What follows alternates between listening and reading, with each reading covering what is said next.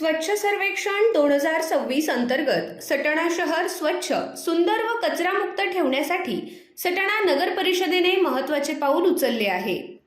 शहरातील विविध कचरा संवेदनशील ठिकाणी येथे कचरा टाकू नये असे जनजागृतीपर फलक लावण्यात आले असून सार्वजनिक ठिकाणी कचरा टाकणाऱ्यांवर आता दंडात्मक व कायदेशीर कारवाई करण्यात येणार आहे।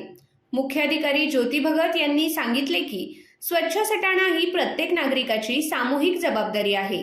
त्यामुळे सार्वजनिक ठिकाणी कचरा टाकून परिसर अस्वच्छ करणाऱ्या व्यक्तींविरुद्ध घनकचरा व्यवस्थापन अधिनियमातील तरतुदीनुसार दंडात्मक तसेच कायदेशीर कारवाई प्रस्तावित करण्यात येणार आहे।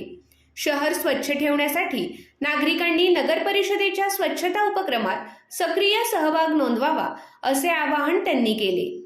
श्री देव मामलेदारांच्या यशवंत नगरीची स्वच्छ सर्वेक्षण 2026 मध्ये उत्कृष्ट कामगिरी व्हावी आणि देवभूमी सटाण्याचा नावलौकिक अधिक उंचवावा यासाठी प्रत्येक नागरिकाने स्वच्छतेची जबाबदारी स्वीकारून नगर परिषदेला सहकार्य करावे असे आवाहन नगराध्यक्ष हर्षदा पाटील, उपनगराध्यक्ष सुमित वाघ, स्वच्छता सभापती सोनाली बैताडे तसेच सर्व गटनेते आणि नगरसेवकांनी केले आहे।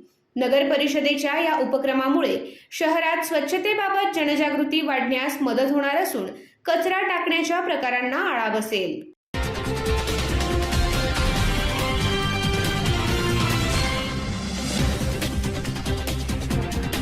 I